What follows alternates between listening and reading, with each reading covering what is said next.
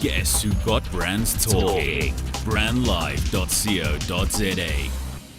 Welcome to Shapeshifters, the show brought to you by SACPCMP. Just to give you an update on what's happening at SACPCMP, we just have a new registrar.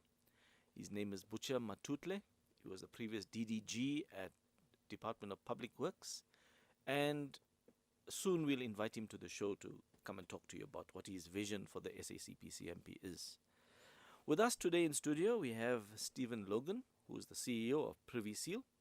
For those of you who own PrivySeals or have PrivySeals, Stephen Logan is the person in charge of PrivySeal, and he's been working with us to make sure that registration is a credible process. Welcome to the studio, Stephen. Thank you so much, Evan. Stephen, let's start by talking about you.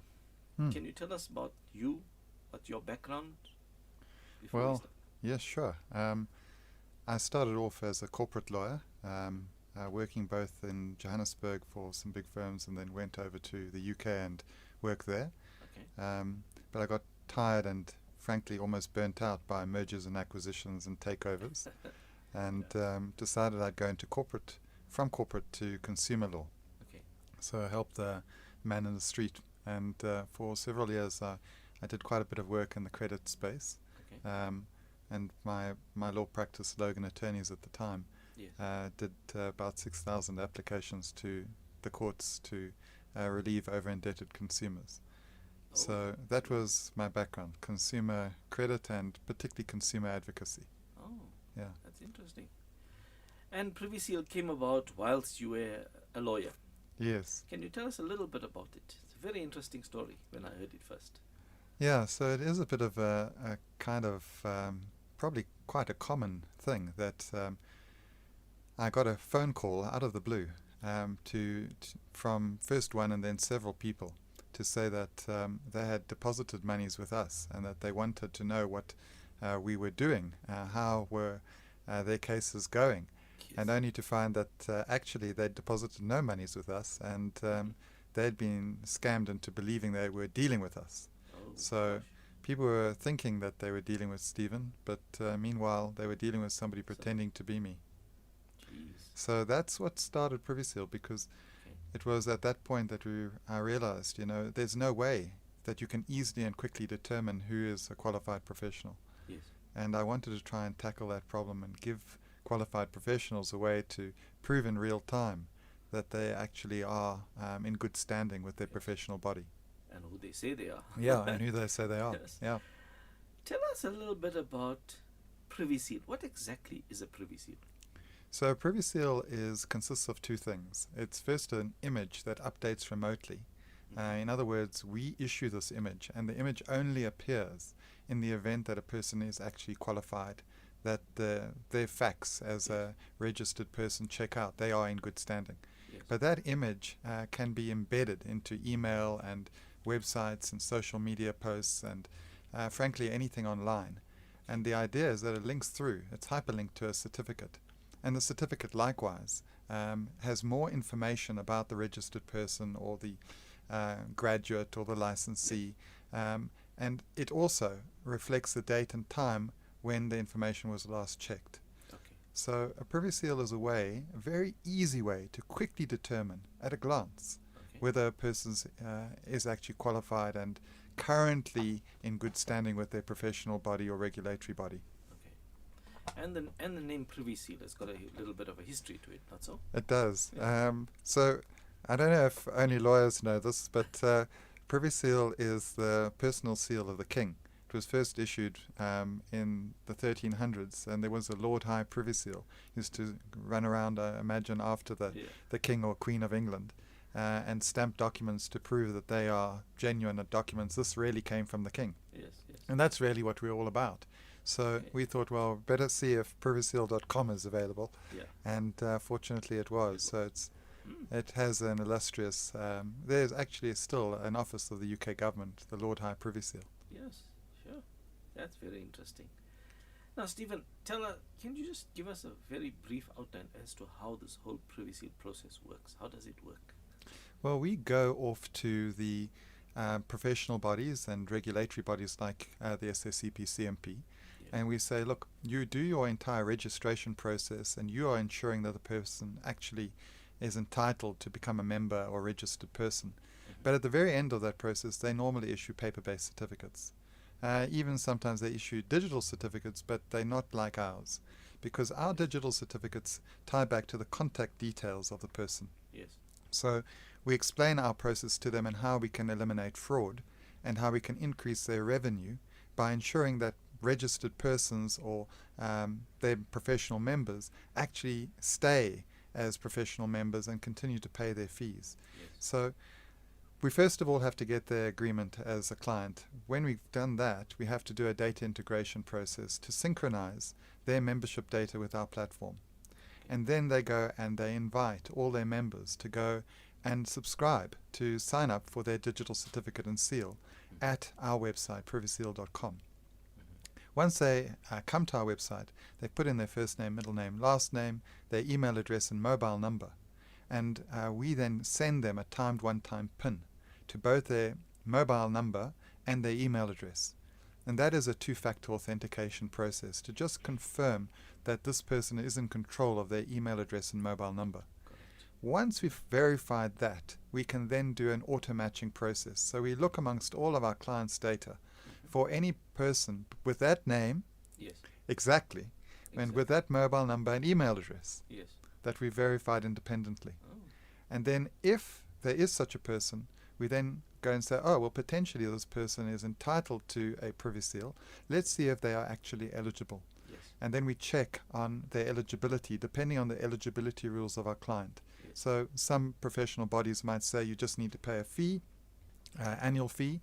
Some others might require an audit certificate, others may require CPD, Yes. or whatever the requirements are. And if those eligibility requirements are met, then we issue the PrivySeal. And that PrivySeal will then display in the My PrivySeals page when the person logs in. So that registered person or professional, Yes. they log into their profile at PrivySeal, they can see their PrivySeal or PrivySeals, they may have many, Yes. and then they can choose which ones to embed in their email or on their website or in third-party websites. Oh, sounds like a very secure process with this OTPs and We try, yes. Yes, In yes. fact, security is very important to us. Yes, We've yes. hosting all of what we do with Amazon Web Services, and we Yes. make use of their tried and tested security. Okay. And of course security is what this whole PrivySeal process is about. Yes. And as far as embedding signatures, PrivySeals into signatures, Yes. how does that work?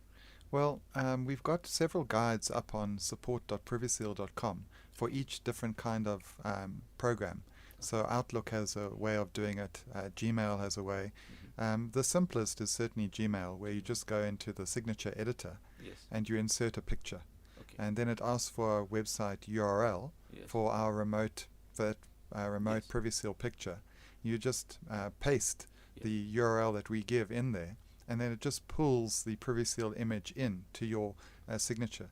You then have to select the image and hyperlink it to the certificate, which is another URL. Okay. Outlook's a little bit more complicated, but not Yes. much. Yeah. It takes all of 2 minutes to do. To do. Oh, that sounds good. And so it's real time. So in other words, you could have a PrivySeal today, and tomorrow it could disappear if you don't comply. That's right. That's the main benefit for the professional regulatory bodies, is Yes. that in the event of non-compliance, immediately they put a flag into their data set.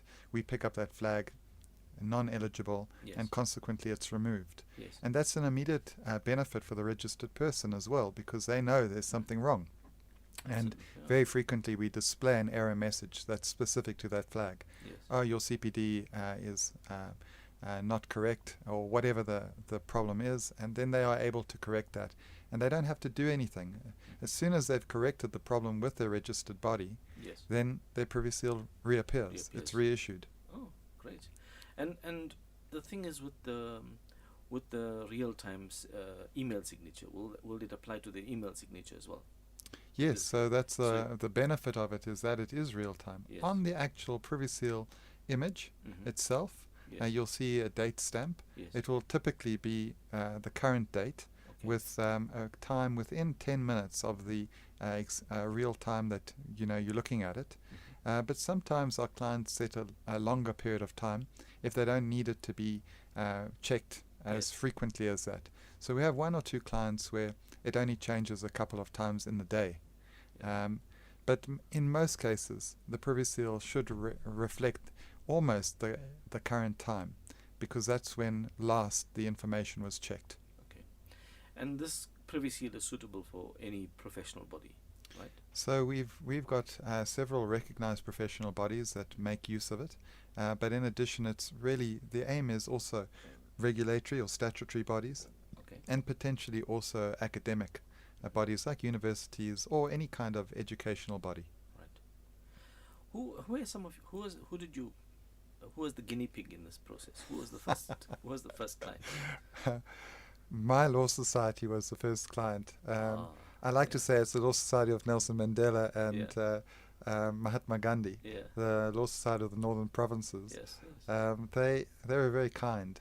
They allowed us access to their membership records, and we tried it out on a very small number of users. We provided a search facility and other things to them, and now we are moving over to providing our services to the Legal Practice Council. But they were the first. The Law Society has, as you know, been amalgamated. And then we were very fortunate to have the pleasure of working with the Institute of Directors in Southern Africa. And they were the next with their chartered directors. Now we do the digital accreditation for their certified directors as well. And finally, I think from the very first guinea pigs, as it were, the Estate Agency Affairs Board. Took a while to get them on board, but when they came on board, they made it mandatory. And that was a big deal for us. Oh, great. Okay, we're just going to break for an ad quickly, and then we'll be back. Don't leave. Wait for us. Harnessing the power of talk radio. brandlive.co.za. Have you ever thought about the power of social media? Social media has the power to make your business grow. Yeah. Why don't you let us manage your social media? Because our business is to see your business grow. Visit us at www.bstarmedia.co.za.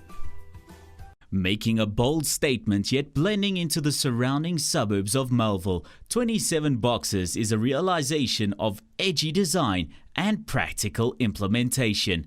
A radical departure from the shopping malls of our generation, yet not a return to the high streets of our youth.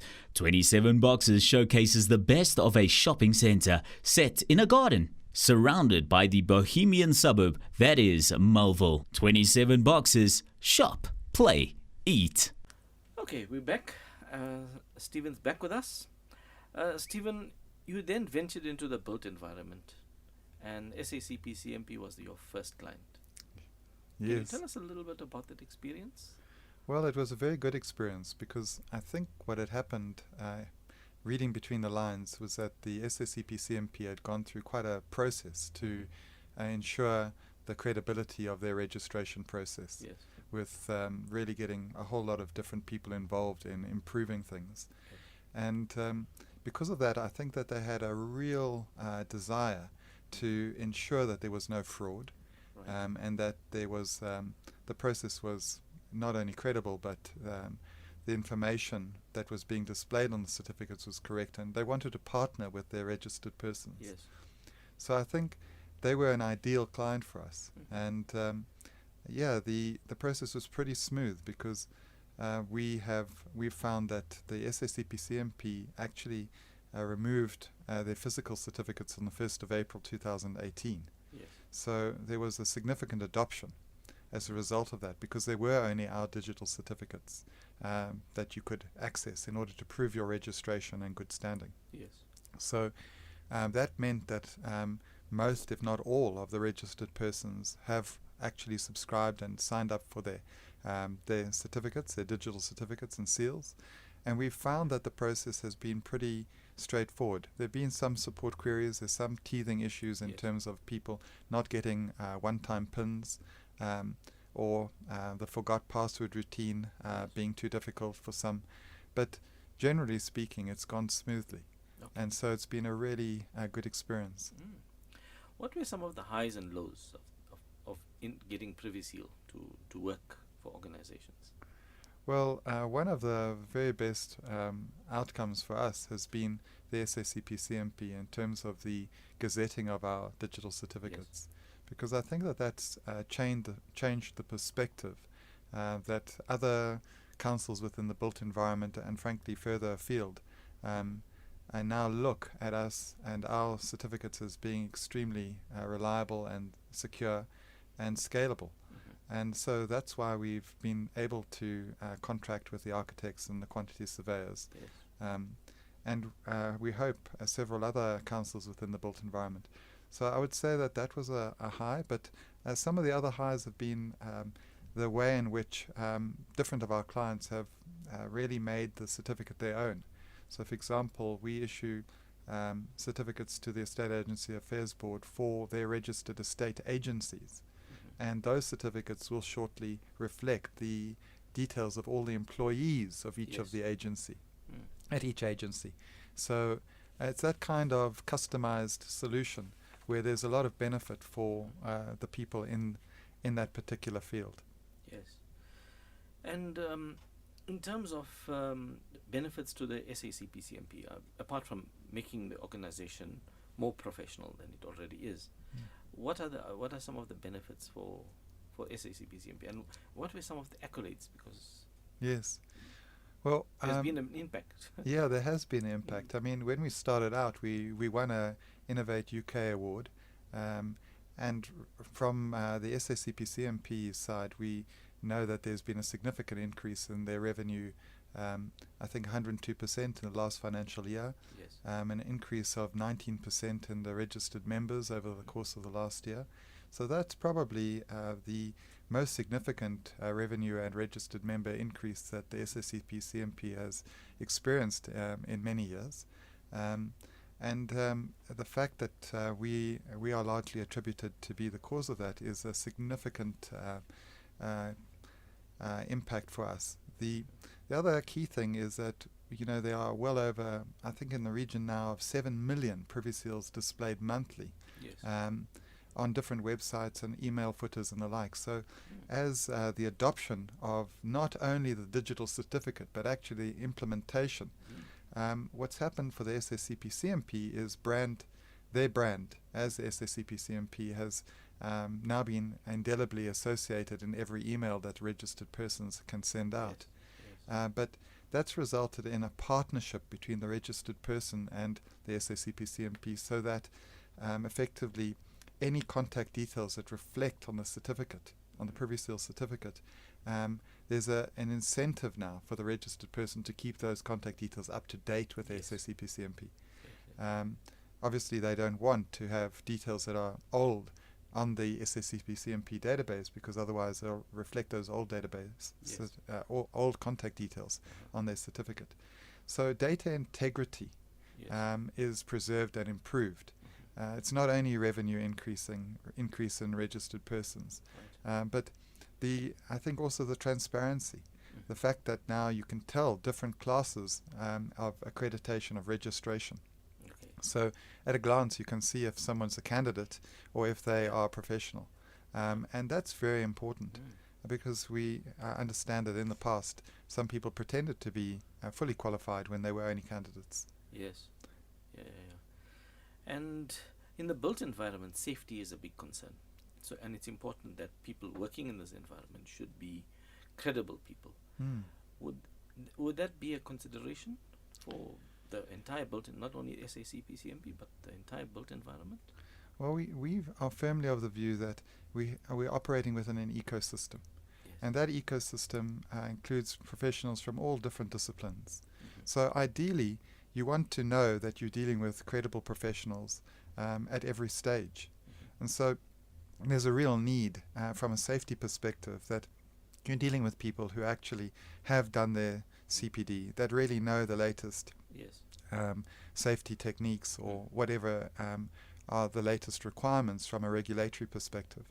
So we feel very strongly that it's not just about increasing revenue for the registered body or increasing their membership, getting people to pay on time, making sure that they do their CPD and that sort of thing. The reality is that if you can make it very visible, make transparent who you're dealing with, that they are actually qualified in their particular discipline. From an ecosystem perspective, the entire ecosystem becomes more professional. And that's why we're very excited that within the built environment, we're actually speaking to these other councils and have signed up to other councils because as a collective, from a collective perspective, the different professionals can now look and say, oh, okay, I know I'm dealing with a registered professional in the construction management or safety space. And that should give them a whole lot more confidence that actually this project is going to be built to the appropriate specifications. Absolutely. Which other councils or bodies are thinking or have joined with PrivySeal, partnered with PrivySeal? So far it's the architects and the quantity surveyors that have actually signed up with us. Okay. We are really hoping that our work with the engineers in helping them design and talk about mobile applications could potentially see fruit as well. But yes, it's we will be launching quantity surveyors quite soon, and we've done the integration work for the architects. So it's really just a matter of their councils approving the final certificates and launching to their registrants. Yes. And what's been the reaction of SACP-CMP registered persons? Have they embraced the PrivySeal, or did you get a little bit of resistance? I think from our experience, we generally find that there's a bit of a bell-shaped curve. Yes. Where most people will just sign up and make use of it and see it as a benefit. Yeah. And then we find that on either side, we have the extreme adopters who are delighted, and we have a few that are nonplussed, don't understand, or just find it difficult in some way. There are, of course, always some registered persons who battle with IT. Yes.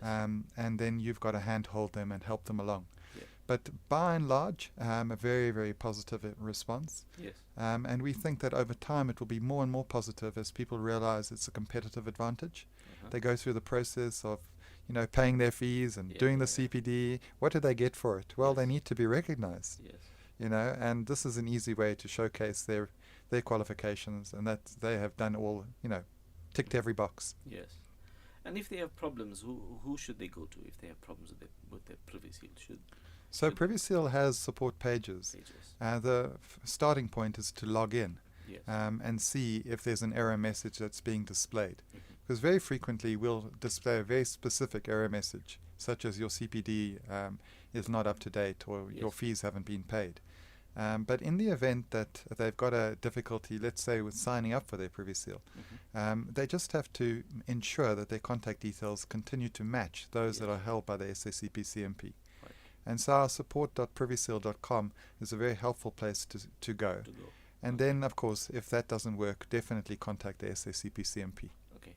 And SACP-CMP has got a certificate as well as a letter of good standing. That's right, yes. Okay. And I suppose that's is that different from your other bodies that you register? So very frequently in the past, some of the bodies would just issue a registration certificate.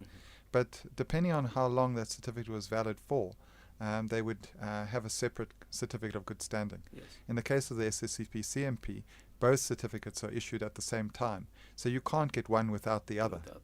And that's how it's an ideal situation. Yes. And since the certificate is tied to real time, yes, is there a point of printing the certificate? No. No. There's no point in printing it. But we understand that some people haven't caught on that we live in the fourth digital age or generation, and consequently they do want printed certificates. So you can print it, but it's not meant really to be printed. The idea for us is it's not meant to be gold plated or fancy. It's meant to be something that you can rely on as being true and authentic in every way. Thank you, Stephen. It was a very informative session, and we wish you well going forward with the PrivySeal. We hope that everybody in the built environment embraces your idea, and let's hope we get them all to take on PrivySeal. Thank you very much. It's a pleasure. Thank you. Harnessing the power of talk radio. brandlive.co.za.